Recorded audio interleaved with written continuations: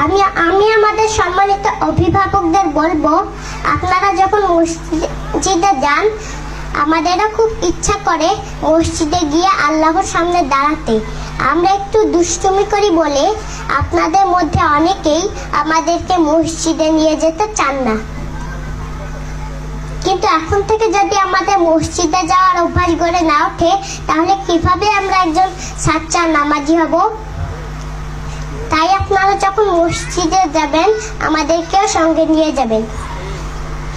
আল্লাহ তাআলা আমাদের লালন পালনের দায়িত্ব আপনাদের উপরেই ন্যস্ত করেছেন।